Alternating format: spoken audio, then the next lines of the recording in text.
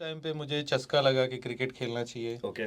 और उसके इमीडिएट बाद विनोद कांवली ने 2 डबल सेंचुरीज करेक्ट। मारे वानखेड़े में और एक शायद दिल्ली में मेरे हिसाब से। हम्म। तो मुझे लगा कि मुझे भी क्रिकेटर बनना है सचिन और कांवली की तरह, और मैंने अपने फैमिली को बताया कि मुझे क्रिकेटर बनना है। तो मैं चूंकि गोरखपुर से था और मेरे फादर, और मैं स्टडीज़ में बहुत अच्छा था, तो मेरे जी। फादर बोलते थे रे पढ़ाई लिखाई कर लो, जी। क्या करोगे क्रिकेट खेल के। तो मैंने जिद पकड़ लिया, फिर वो बेचारे परेशान हो गए। हाँ। और फाइनली हमने बहुत सर्च किया मुंबई में आने का। उस टाइम गूगल तो था नहीं, बिल्कुल। कोई फ़ोन नहीं था, कोई ऐसा कुछ भी नहीं था। करेक्ट। तो हम लोग रात को 11 बजे, वो S T D P C O तब चलता था, जाके हाँ। 1/4 होने के बाद एक एक जन का नंबर निकाल के करते थे। तो सडनली मैं फिर करते करते करते मेरे कोच है विनय सक्सेना सर, उनके थ्रू मैं मुंबई आ गया। हाँ। और फिर बाद में मैं आचरेकर सर से मिला, और हम्म। आचरेकर सर ने जब मुझे देखा पहले, तो पहले तो उन्होंने रिजेक्ट कर दिया, अच्छा, क्यों? क्योंकि वो मुझे उनको लगा कि छोटा सा बच्चा अकेला मुंबई में कैसे रहेगा। हाँ हाँ। तब मेरी एज कुछ 12.5 साल थी, ओके। 7वीं पास करके आया था। हम्म। तो लेकिन वो मेरी जिद के आगे वो मुझे शारदाश्रम स्कूल, जहाँ पे वो हम्म। कोच थे सर, वहाँ पे लेके गए और फिर प्रिंसिपल से मिलाया। करेक्ट। तो प्रिंसिपल, क्योंकि मुझे इंग्लिश नहीं आती थी उस टाइम पे, तो प्रिंसिपल ने जब मेरी इंग्लिश चेक की तो उनको लगा कि ये लड़का इंग्लिश मीडियम में पढ़ेगा कैसे। तो फिर प्रिंसिपल और दोनों ने मिलके मुझे रिजेक्ट कर दिया। और फिर जब हम लोग नीचे आए, बिल्डिंग के नीचे आए, तो सर अपने रास्ते जाने लगे और मैं अपने रास्ते जाने लगा। तो मेरे फादर तो थोड़ा सा खुश हो गए, बोले चल अच्छा है, अभी हाँ हाँ। पढ़ाई लिखाई कर लेगा, और मेरा जान छूट गया। तो मैं मेरे फादर को बोला कि 1-2 मिनट मुझे दो, सर जाने लगे अपने घर पे, हाँ। मैं ज़रा सर से कुछ बात करके आता हूँ। तो मैं दौड़ के गया आचरेकर सर के पास और उनको मैंने एक चीज़ बोला। मैं बोला सर, आपने मुझे देख तो लिया, बोल तो दिया कि मैं नहीं मुंबई से वापस चले जाऊँ, लेकिन सर एक बार मेरा गेम देख लो, उसके बाद आप डिसाइड करना कि मैं मुंबई में रह सकता हूँ कि नहीं रह सकता हूँ। सही बात है। तो उन्होंने बोला कि ठीक है चलो तुम शाम को शिवाजी पार्क आना और मैं देखता हूँ। तो मैं शिवाजी पार्क गया शाम को, और फिर थोड़ा बहुत खेला। तो आचरेकर सर खुद मेरे फादर के पास गए और बोले नहीं इसको आप इधर छोड़ दो और ये आगे कुछ ना कुछ ज़रूर कर लेगा। तो इस तरीके से मैं मुंबई आ गया। लेकिन जैसे बोलते हैं मुंबई मुंबई बहुत आपको, आपका बोलते हैं ना, बहुत परीक्षा लेती है। बहुत ज़्यादा। तो पहले 2 साल फादर ने मुझे सपोर्ट किया फाइनेंशियली, लेकिन मुझे पता था कि ज़्यादा दिन तक नहीं कर पाएंगे, क्योंकि मेरे फादर का कुछ 6,000 के आसपास सैलरी था। जी। 2 भाई और थे, मेरे दादा दादी थे। तो मेरे दिमाग में हमेशा चलता था कि कितना जल्दी मैं अपने घर से पैसे लेने बंद करूं। हाँ।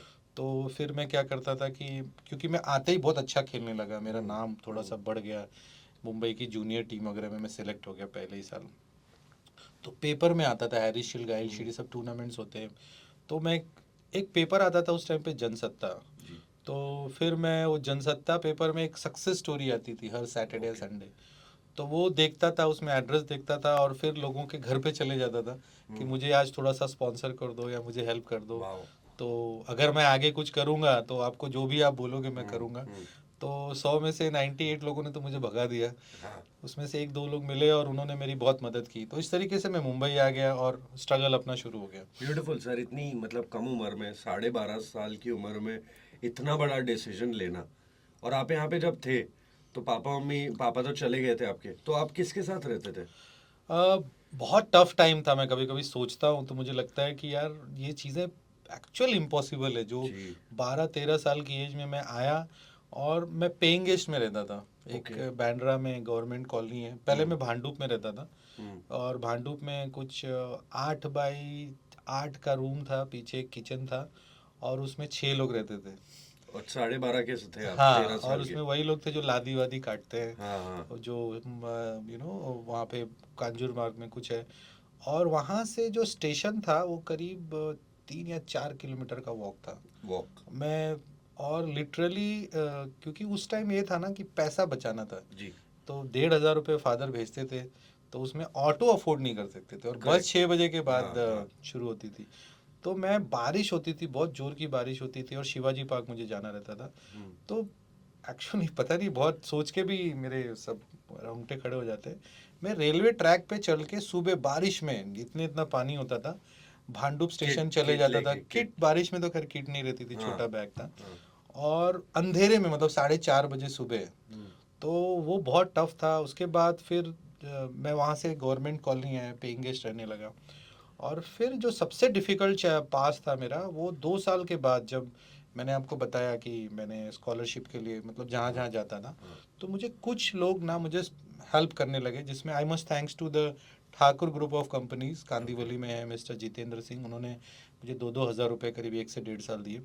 तो मुझे वो स्कॉलरशिप मिलने लगा and life was good that time. हाँ, उसके बाद क्या हुआ कि मैं डेस्परेट था, मुझे लग रहा था कि मैं कितना जल्दी खेल लूँ, कुछ पता नहीं था, कोई बराबर कोचिंग नहीं थी, आचरेकर सर भी थोड़े ओल्ड थे हाँ, और बाकी जगह भी लोग सिर्फ कोचिंग देते थे, बाद में मैं क्या कर रहा हूँ, कहाँ जा रहा हूँ, किसी से कोई मतलब नहीं था।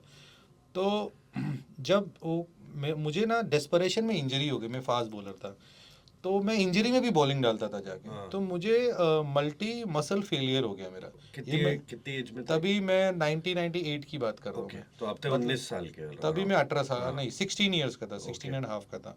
तो 99 के बीच का वो दौर था और मैं बहुत अच्छा कर रहा था, मैं स्कूल्स इंडिया स्कूल्स के लिए सिलेक्ट हो गया था हम्म, एंड मेरे कोच उस टाइम संदीप पाटिल सर थे, उनकी एकेडमी में था। तो I was going very well और या, मुझे लग रहा था बस अब कुछ ना कुछ अच्छा हो जाएगा और मुझे किसी से पैसे नहीं लेने पड़ेंगे। और तो उसी टाइम पे ना मुझे मल्टी मसल फेलियर हुआ, मेरा शोल्डर, मेरा ग्रोइंग, मेरा घुटना सब जवाब दे दिया और मैं एक दिन ऐसे ही मैच में गिर गया अच्छा, और मुझे लोगों ने उठा के अंदर लाए और दैट डे वाज कि मैं बोला मैं तो ख़त्म हो गया मैं। हाँ, फिर उसके बाद मैं घर पे गया, मैंने खेलना ही मेरा बंद हो गया हम्म, क्योंकि मैं इंजर्ड था और मैं किसी को बताता नहीं था कि मेरे को ये हुआ है, खाना वाना सब खुद ही पकाता था। तो फिर जब वो फेज़ आया तो धीरे धीरे जिन्होंने मुझे सपोर्ट किया था, जो पैसे देते थे, जैसे ठाकुर ग्रुप ऑफ कंपनीज, उन्होंने बोला कि नहीं अब हम आपको नहीं दे सकते, हम्म, मतलब उन्होंने डायरेक्टली नहीं बोला बट धीरे धीरे हाँ, बोलने लगे या हाँ, मुझे समझ में आ गया। हाँ, फिर उस टाइम मैं रिजवी कॉलेज में था, रिजवी कॉलेज ने मुझे रहने के लिए एक घर दिया था लिंकिंग रोड पे। उन्होंने भी कुछ एक्सक्यूजेस दे के मुझे हम्म, फिर घर से निकाल दिया, मतलब तुम जाओ अभी, हम लोग हम्म, बाद में दे देंगे। हम्म, तो वो जो फेज़ था, मेरे को जो स्कॉलरशिप जो मिल रहा था वो भी बंद हो गया। फिर जो रिजवी में मैं रह रहा था ना, वो भी मेरे हाथ से चला गया। तो वो फेज़ एक्चुअली बहुत डिफ़िकल्ट था क्योंकि मैं सीधा एक ऐसी जगह पे रहने चला गया जहाँ पे चारों तरफ से खुला था, मतलब दरवाजा ही नहीं था, खाली एक अच्छा, साइड से दीवार थी। हाँ, और वो बारिश का टाइम था, मुझे बारिश के टाइम पे वहाँ निकाल दिया गया और मैंने बहुत रिक्वेस्ट किया, किसी ने सुना नहीं। तो मेरा एक दोस्त है प्रमोद तिवारी, मैं उसको आज थैंक्स बोलना चाहूँगा हम्म, कि उसने फिर क्योंकि मैं बहुत लोगों के पास जा रहा था कि यार वो लोग नोटिस पे नोटिस देते थे हाँ, कि आज निकल जाओ, कल निकल जाओ, परसों निकल जाओ। तो मैं सोचता था मैं जाऊँगा किधर। तो वो मेरा दोस्त है, बोला यार देख मेरे पास एक मेरा ऑफिस है, देख ले तुझे अगर उधर रहना है। तो मैं गया देखने और एक्चुअल में वो रहने जैसी जगह नहीं थी बट मेरे पास और कोई ऑप्शन नहीं था। हाँ, तो मैंने अपना सामान वामान उठाया वहाँ से और फिर मैं वहाँ चला गया और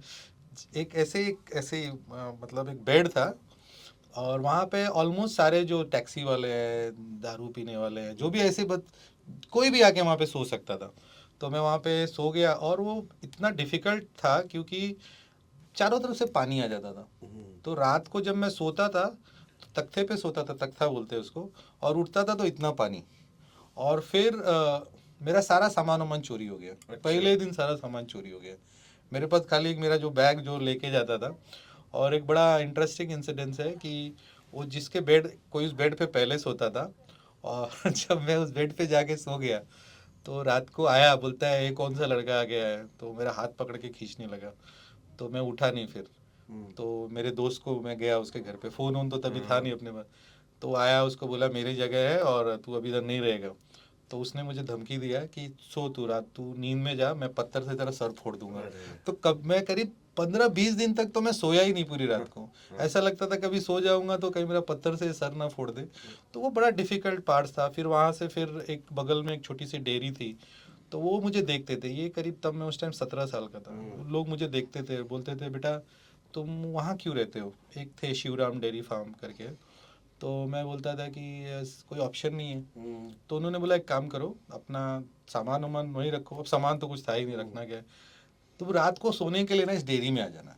हम्म, तो मेरे लिए उससे बेटर तो डेयरी था। जी, तो बोला अच्छा हुआ, कम से कम एक बंद जगह पे रहने को हम्म, मिलेगा। फिर उस डेयरी में रहने लगा, फिर वहाँ से धीरे धीरे धीरे मैं फिर से खेलना शुरू किया। हम्म, आई स्टार्टेड अगेन। और वो डेयरी भी ऐसी थी कि सुबह 5 बजे खुल जाती थी हम्म, और फिर दोपहर को 12-1 बजे बंद होती थी। तो और फिर 5 बजे खुलती। तो कुछ टाइमिंग्स थे। उसके बाद थोड़ा खेलने वेलने लगा, तो फिर मैंने रीबिल्ड किया अपना लाइफ। और फिर एक टीम इंग्लैंड जा रही थी, वर्ली क्रिकेट क्लब। तो मुझे लगा कहीं ना कहीं से तो शुरुआत करनी है। तो फिर मैंने बोला कि चलो मैं इंग्लैंड जाता हूँ, उसके लिए स्पॉन्सरशिप वगैरह जमा करना था। तो मैंने जमा कर लिया लोगों को अपना फाइल वाइल दिखा के। फिर वहाँ से आया तो हमारे इस एरिया में अभिराम सिंह करके थे, उस टाइम पे एमएलए थे। तो उनसे मिला मैं। तो उन्होंने मुझे बोला कि तुम कहाँ से हो? तो मैंने बताया मैं यूपी से हूँ। तो बोले कहाँ रहते हो? तो मैंने बताया कि मैं ऐसे ऐसे डेली में रहता हूँ। तो उन्होंने बोला ठीक है, तुमको मैं कहीं रहने की जगह दे देता हूँ। तो उनका एक जिम है, समर जिम्नेजियम, सांता क्रूज में।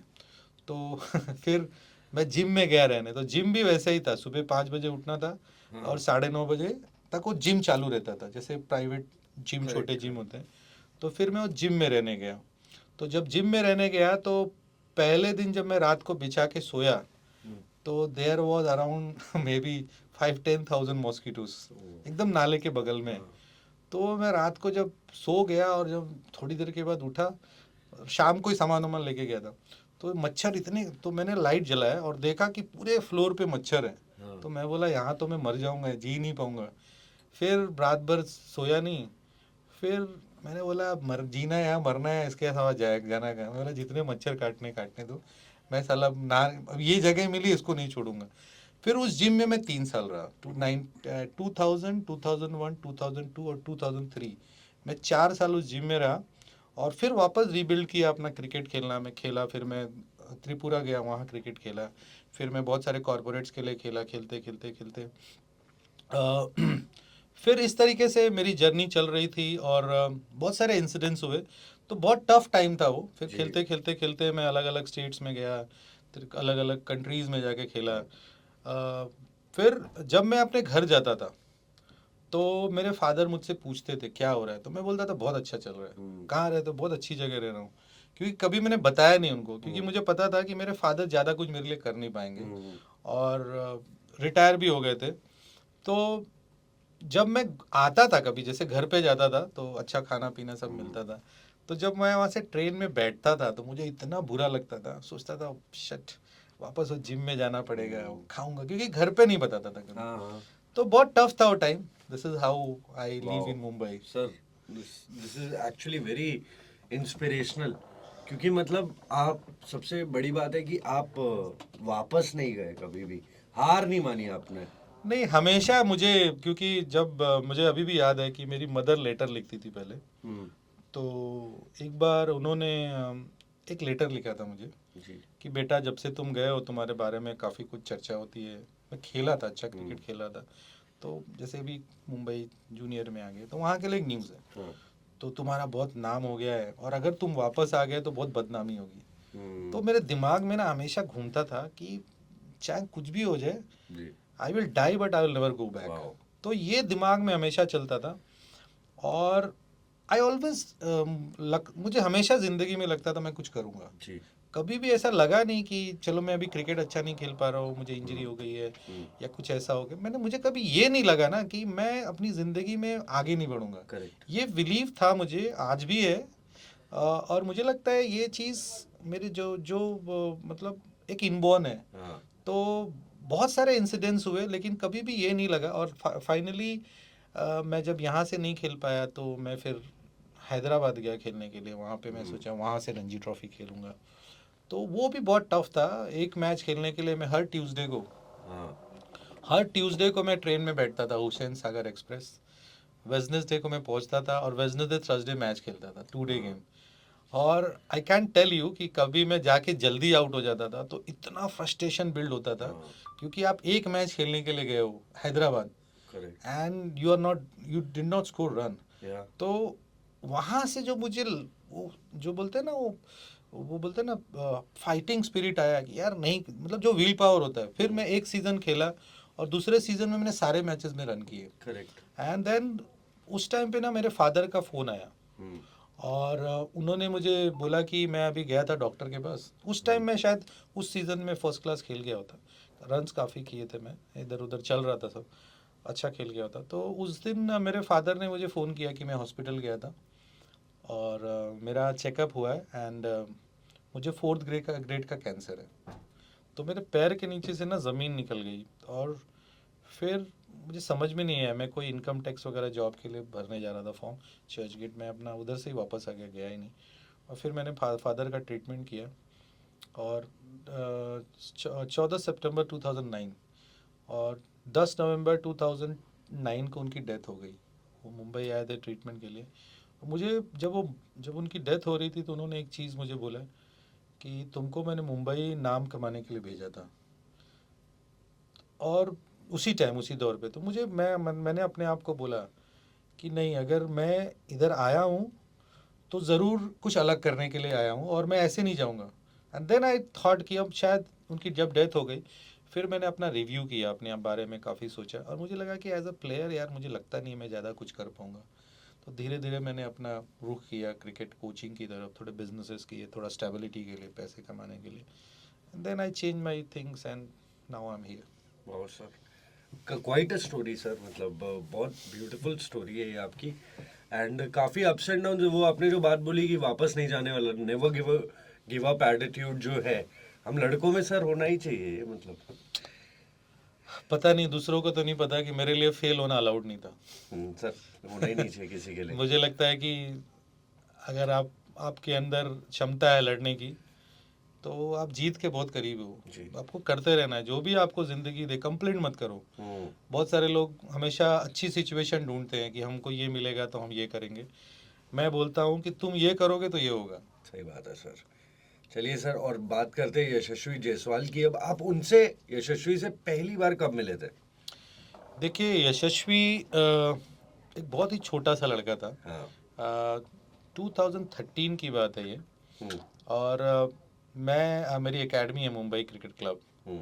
तो नॉर्मली मैं जब मेरे बच्चों के मैच होते हैं तो मैं कभी कभी जाता हूँ। तो मैं साउथ अफ्रीका गया था और जस्ट आया था। और मेरा आदत क्या है कि जब मैं कभी आउट ऑफ इंडिया से आता हूँ तो पहले दिन मैं अपने बच्चों का मैच देखने जाता हूँ। हम्म। तो मैं गया था आज़ाद मैदान में। और तो वहाँ पे मैच ख़त्म हो गया। और फिर बाद में वहाँ पे 22 पिचेज़ है। हम्म। तो बाद में एक मेरा बहुत पुराना दोस्त जो मेरे साथ खेलता था वो दिखा मुझे, उसने हाथ दिखा दिया। तो मैं एक दूसरे पिच की तरफ चला गया, मतलब हमारा पिच कहीं और था, दूसरा था। तो एक नेट पे कुछ लड़के खेल रहे थे, तो एक लड़का है ना उसमें राइट हैंडेड बैट्समैन स्ट्रगल कर रहा था थोड़ा। मैंने उसको भी देखा। फिर थोड़ी देर के बाद एक लेफ्टी बैट्समैन आया और वो अच्छा खेलने लगा, कॉन्फिडेंटली खेलने लगा।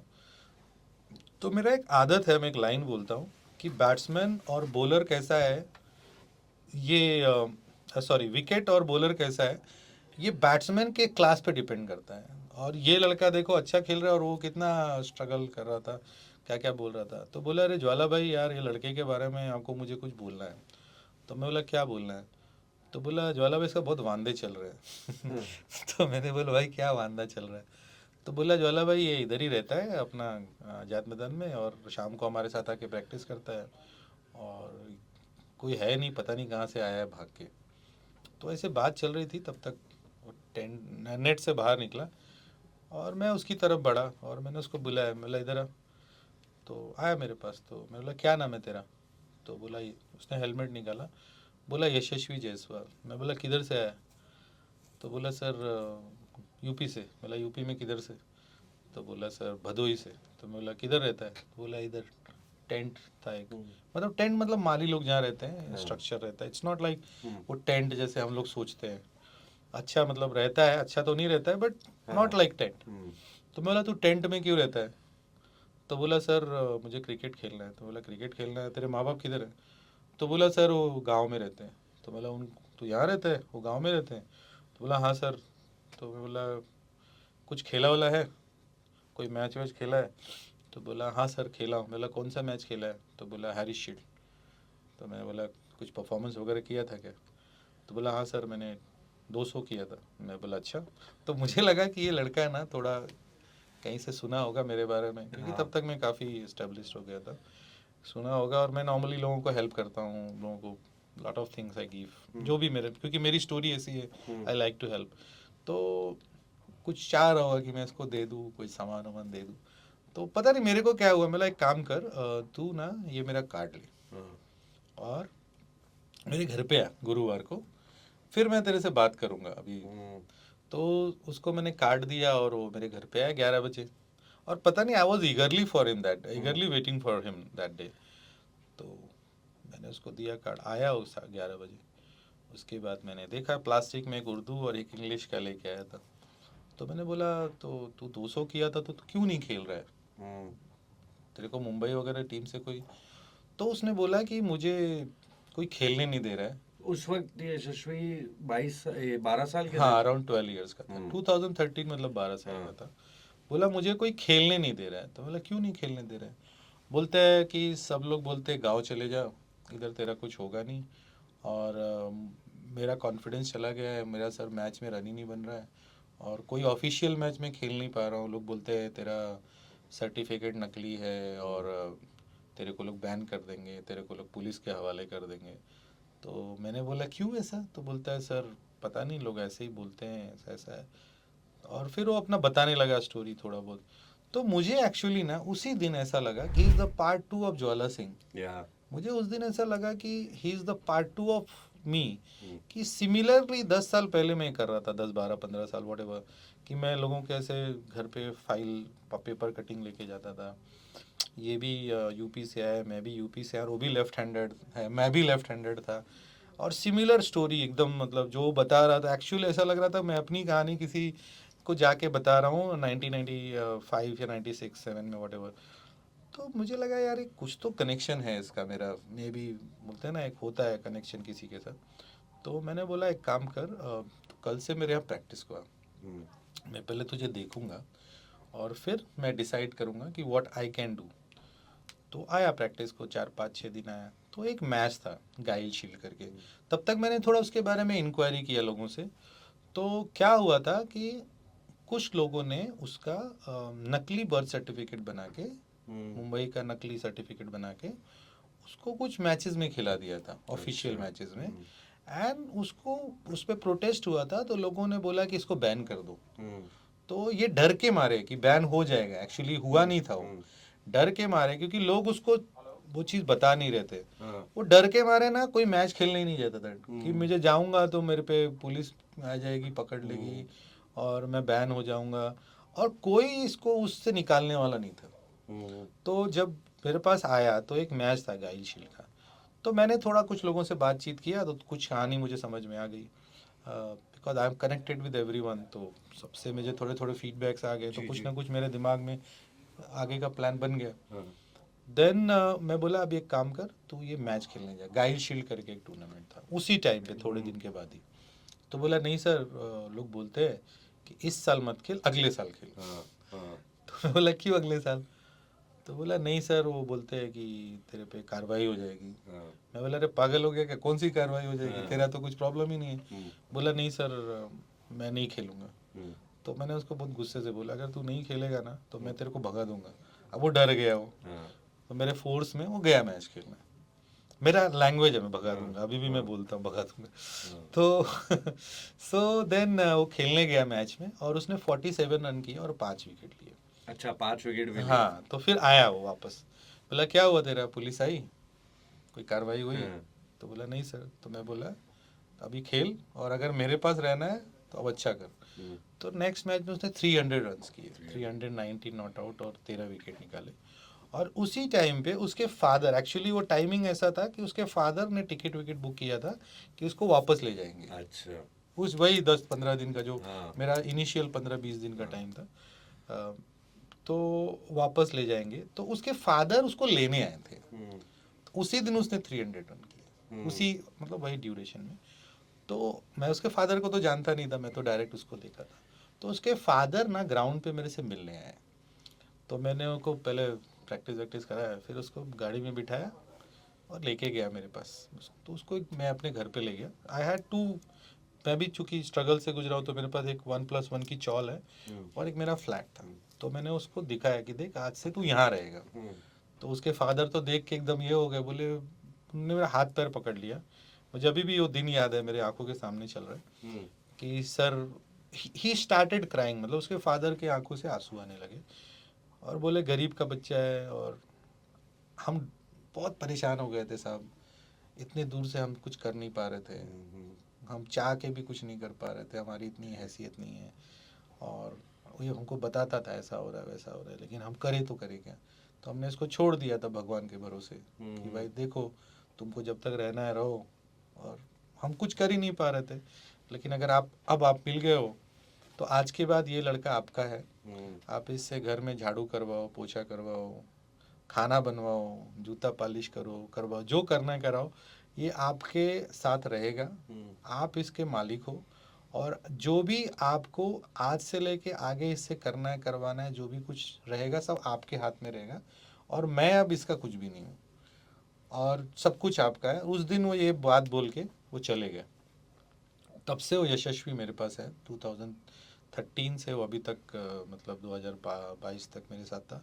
और मैंने उसके बाद जो चीज़ें हुई ना, वो बहुत चैलेंजिंग थी, क्योंकि जैसे ही मैंने उसको हाथ में लिया, वैसे बार बार उसके अगेंस्ट में लोग, वही कुछ लोग थे जो नहीं चाहते थे कि वो खेले, तो बार बार कभी एमसीए में लेटर भेजते थे, कभी एमएसएसए में भेजते थे, मुंबई स्कूल स्पोर्ट्स एसोसिएशन में भेजते थे। तो मुझे बड़ा कभी कभी लगता था कि ऐसा ना इसको बैन कर दें। तो then I become is legal guardian. फिर मैंने उसको लीगल गार्डियन बना। क्योंकि जब मैं लोगों को रिप्लाई करता था तो लोग मेरे को रिप्लाई नहीं करते थे, क्योंकि आप कौन हो, आप तो कोच हो। तो मैं उसका लीगल गार्डियन बना फिर वहाँ से ऑफिशियली।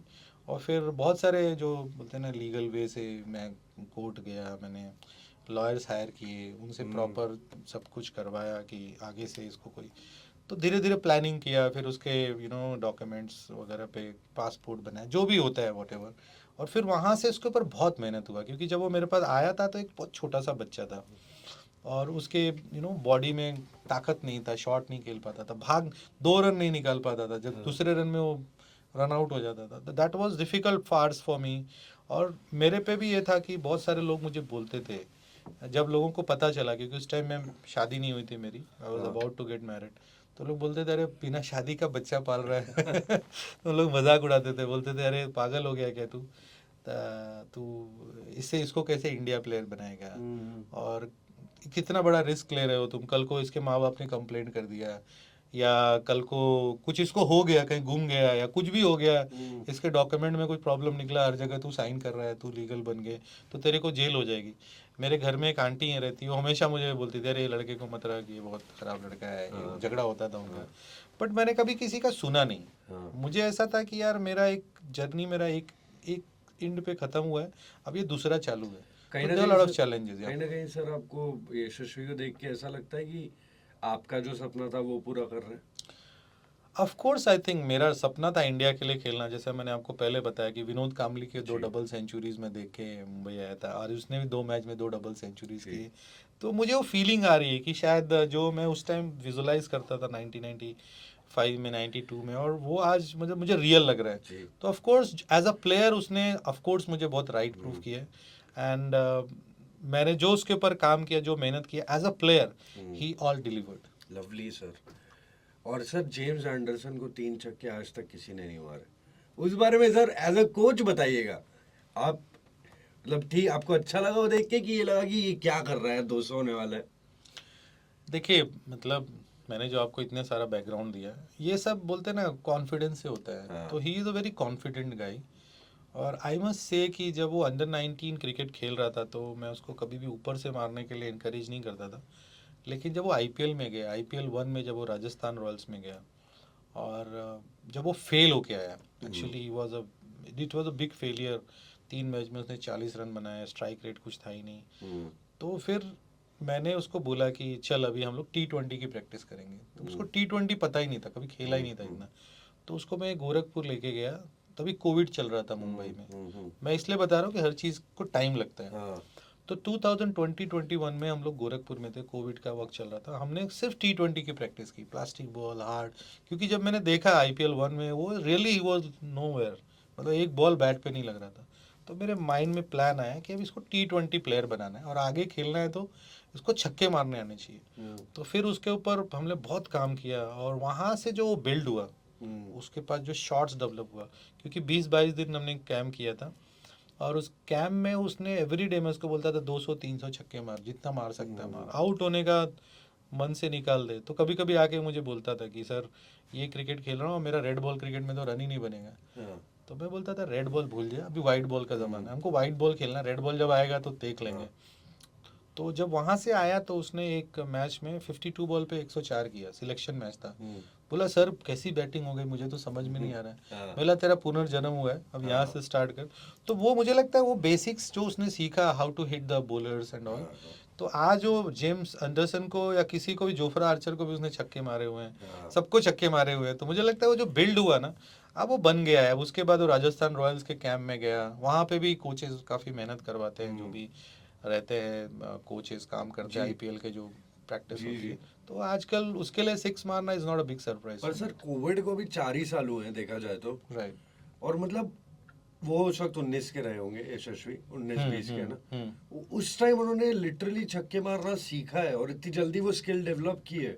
3 साल हुआ, हाँ। 2020 का एंड था। हाँ तो हाँ तो उसके पहले अंडर 19 वर्ल्ड कप खेल चुका था, और उसके पहले उसने विजय हजारे में 200 किया था। तो उसको छक्के मारने आते हैं, लेकिन अब बड़े बॉलर्स को छक्का मार रहा है। एंड उसका जो एडॉप्टेबिलिटी स्किल है बहुत अच्छा है। सर एक आइकॉनिक मोमेंट के बारे में पूछना चाहता हूँ मैं, जब उनका डेब्यू हो रहा था और नहीं, महेंद्र सिंह धोनी थे और वो यशस्वी ने ऐसे करके उनको हाथ जोड़ा था, उस बारे में कभी बात हुई?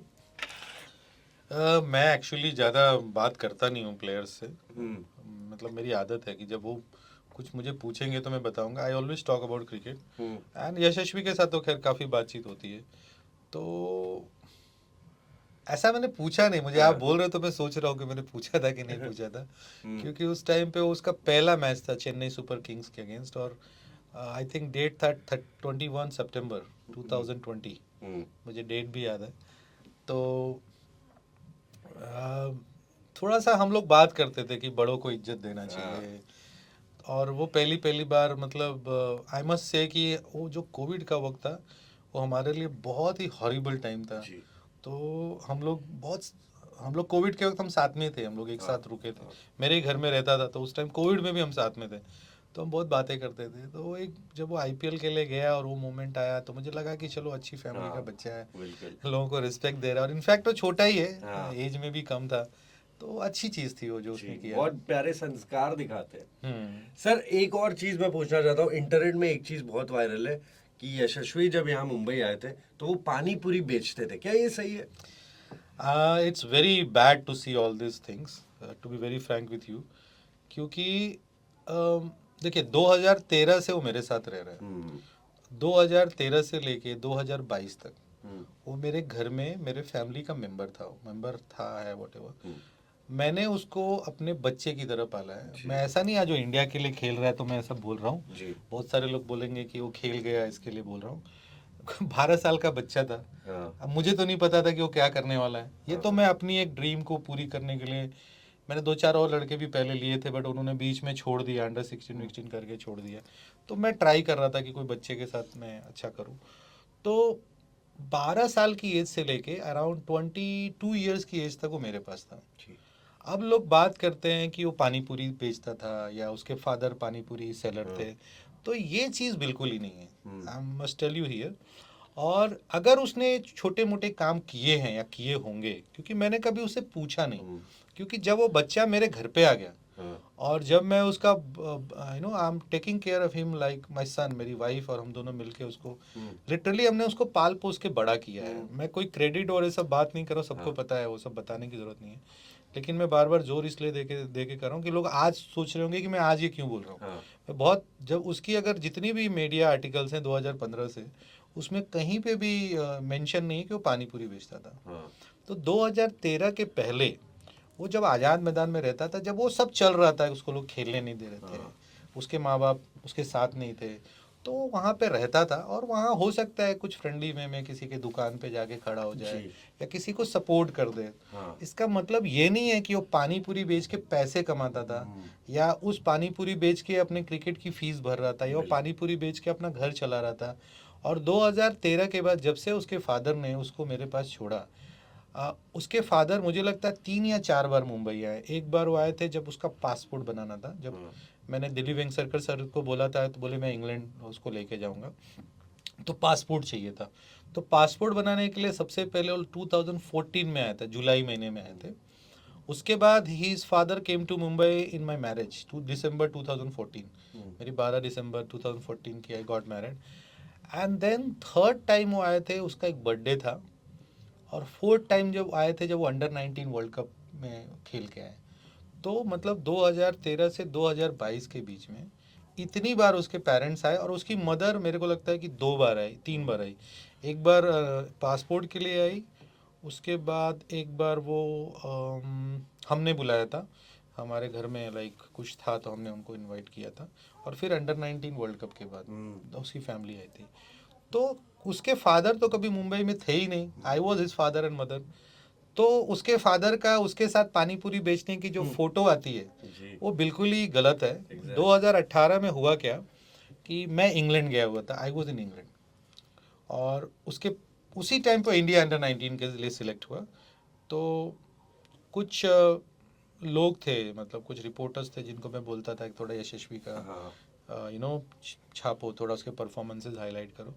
तो कुछ लोगों ने छापा, कुछ लोगों ने नहीं छापा। तो एक कोई मीडिया के थे, हमारे दोस्त ही थे, उन्होंने उसको फ़ोन किया डायरेक्टली कि मुझे तेरा इंटरव्यू लेना है, और मैं इंग्लैंड में था नहीं, था सॉरी इंडिया में था नहीं।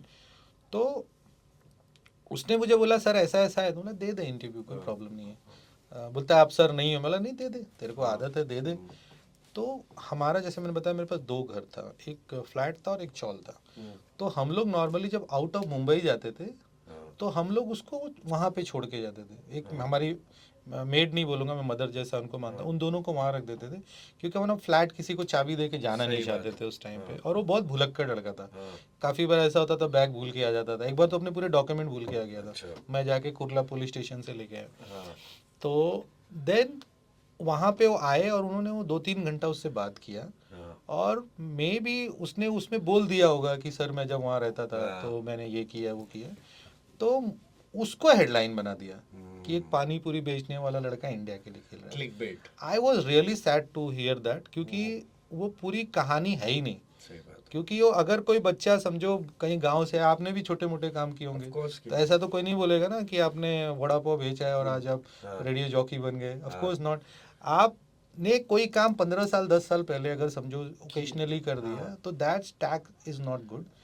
और जब वो वो पेपर में आ गया कि एक पानी पूरी बेचने वाला इंडिया के लिए खेल रहा है, that was really, I really didn't like it, because क्योंकि मैंने हमेशा यशस्वी को अपने बच्चे की तरह पाला। मैंने उसको सब कुछ जो भी एक बाप देता है बेटे को, मैं देता था। लोग मुझे बोलते थे पागल हो गया इसके पीछे, हर जगह लेके जाता था, और उसको हमने लविश लाइफ दी थी, उसको अच्छा खाना, उसको रहना। आई डोंट वांट टू से ऑल दिस थिंग क्योंकि वो कम हो जाएगा। अब बच्चा बोल दिया तो ख़त्म ही हो गई बात। एंड देन उसके क्रिकेट के पीछे मेरे अलावा बहुत सारे लोगों का हाथ है, जैसे दिलीप वेंगसरकर सर ने उसको बहुत सपोर्ट किया। वसीम जाफ़र मेरे अच्छे दोस्त हैं, जब वो नया नया आया था मेरे पास तो उनके पास लेके गया, उन्होंने भी उसको काफ़ी टिप्स दिए, क्योंकि वो खुद ओपनिंग बैट्समैन थे। तो ये जो बार बार वो स्ट्रगल और वो गरीबी का एंगल आता है, मुझे लगता है इट्स नॉट गुड, और ये ना बहुत मिसगाइडिंग है, टू बी वेरी फ्रैंक। हाँ, उसने छोटा मोटा किया होगा, 1 साल 1.5 साल जब वो टेंट में था तो ज़रूर उसने स्ट्रगल किया, मैं इसको डिनाई नहीं कर रहा हूँ, वो भी करना बहुत मुश्किल है, लोग छोड़ के भाग जाते हैं। जैसे मैंने अपनी अपनी कहानी बताई कि कोई नहीं टिक सकता है, लेकिन जो क्रिकेटर बना है उसकी वजह से नहीं बना है, उसमें proper training, proper coaching, proper मेहनत, प्रॉपर इन्वेस्टमेंट, प्रॉपर टाइम का इन्वेस्टमेंट, पैसे का investment.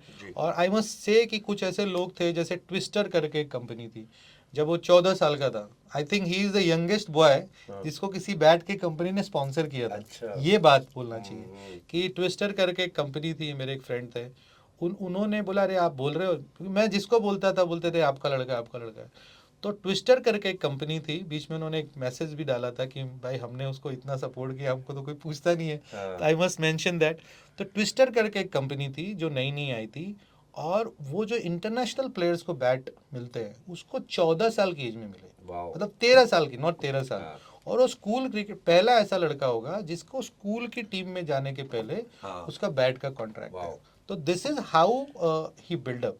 It is not about कि बहुत गरीब था और खेल गया, उसको हर चीज़ मिला। Apart of me, I think सबसे बड़ी जो कंट्रीब्यूशन है वो मुंबई क्रिकेट एसोसिएशन को है, क्योंकि एक लड़का जो कहीं से आया हुआ है उसको उसके मेहनत पे, उसके टैलेंट पे, मैंने हमेशा, क्योंकि I know everyone in Mumbai, और उसका थोड़ा सा लक अच्छा था कि जो भी सिलेक्टर्स थे, कोचेस थे, उस टाइम मेरे ही सारे फ्रेंड्स थे। तो मैं बोला यार लड़के को देख ले यार। तो अंडर 16 में सिलेक्ट हो गया, परफॉर्म करता था नो डाउट, एक्स्ट्राऑर्डिनरी परफॉर्मेंस था। अंडर 19 में खेल गया वो, अंडर 23 में खेल गया। और इनफैक्ट रणजी भी, जो हमारे कोच साहब थे विनायक सामंत सर, उन्होंने उसको बहुत बैक किया, नहीं तो शायद उसका रणजी डेब्यू उस साल नहीं हो पाता, बहुत डिफिकल्ट था। तो इस तरीके से मुझे लगता है कि लोगों के सपोर्ट उसको बहुत मिला है, ब्लेसिंग्स है गॉड की बहुत मिली है, और इसके वजह से आज वो यहाँ तक पहुँचा है। तो इसके लिए मुझे लगता है एमसीए जो मुंबई क्रिकेट एसोसिएशन है, आई रियली फील कि इतना अच्छा एसोसिएशन शायद इंडिया में नहीं है, जो ऐसे बच्चों को कभी रोकते नहीं है, खेलने देते हैं। तो this thing should be discuss all the time. बिल्कुल, व्हाट अ स्टोरी। सर एक लास्ट क्वेश्चन आपसे पूछना चाहूँगा। यशस्वी जायसवाल जो है इंडियन ट्रेजर है, ऐसे बहुत सारे प्लेयर्स मैंने अभी रिसेंटली देखे सर, जिनका मैं नाम नहीं लूँगा, नाम बहुत बड़ा हुआ था जब वो डेब्यू किए थे, but because of some silly mistakes, some distractions and social media, उनका करियर सर ऑलमोस्ट ना डिक्लाइन हो गया। मैं नाम नहीं लेना चाहूँगा, आप समझ गए नहीं, होंगे। आप नाम भी ले सकते हो, उसमें कोई जैसे दिक्कत पृथ्वी शॉ है, या ठीक है, बिल्कुल। उनको नेक्स्ट सचिन बोला जा रहा था, नेक्स्ट मतलब उनको बोला जा रहा था कि सचिन लारा और ये, तो उनको सोशल मीडिया ने पहले ही इतना चढ़ा दिया था, उसके कारण आपको लगता है कहीं डाउनफॉल आया, क्या रीजन था सर? देखिए, आपने पृथ्वी के बारे में बात किया, तो पृथ्वी मेरा स्टूडेंट रह चुका है। ओके 2015, 16, 17 उसने मेरे साथ बिताया है, और उसकी भी एक स्टोरी है कि वो कैसे मेरे पास आया था। He was not scoring runs, वो पहले और 2-4 जगह पे जाता था, तो he was not scoring runs because उसके आँख पे बॉल लग गया था। अच्छा एक मैच में उसने 500 कुछ किए थे हैरी शील्ड में, फिर अच्छा क्रिकेटर था, वो लग गया, तो फिर वो थोड़ा सा डिस्टर्ब था। देन ही ज्वाइन मी हाँ 2015 में, उसके फादर और आए, हम ही ज्वाइन मी, और वहाँ से मैंने उस पर बहुत काम किया। 15, 16, 17 3 ईयर्स। इवन उस टाइम यशस्वी भी था और पृथ्वी दोनों मेरे साथ थे। तो कभी कभी यशस्वी बोलता था, सोचता था कि सर अब इस पे ज़्यादा ध्यान दे रहे हैं, मेरे पे कम ध्यान दे रहे हैं। ये सब चीज़ें मुझे स्मेल करता था कि ये क्या सोच रहा है, तो मैं बैलेंस करता था दोनों को।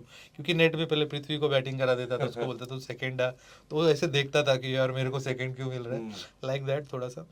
तो Prithvi actually is very talented player है। मैंने उसके फादर जब मुझे मेरे पास आए थे, तो मैंने उनको बोला था, खाली उसको हैंडलिंग बहुत अच्छा चाहिए, उसको कोई हैंडल करने वाला चाहिए।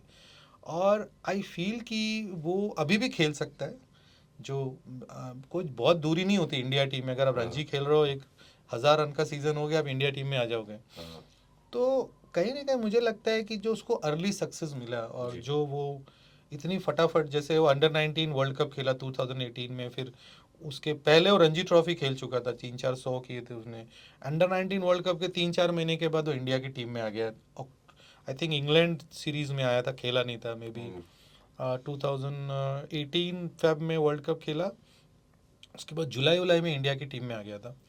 उसके बाद फिर वेस्ट इंडीज़ के उसने डेब्यू किया। तो मुझे लगता है कि जो उसको बहुत बहुत जल्दी सक्सेस मिल गई है, वो शायद हैंडल नहीं कर पाया। क्योंकि आज का जो चैलेंज है सबसे बड़ा, वो यही है कि एक लड़का एकदम, उसके पास कुछ नहीं होता है, अचानक से वो आईपीएल खेल जाता है, बड़े बड़े क्रिकेटर्स के साथ रहता है, अपने आप को उनके जैसा समझने लगता है, बहुत सारे पैसे आ जाते हैं। तो कहीं ना कहीं वो लोग बेसिक्स भूल जाते हैं कि भाई ये मेरा जर्नी था, मैं ये जर्नी करके यहाँ पे आया हूँ।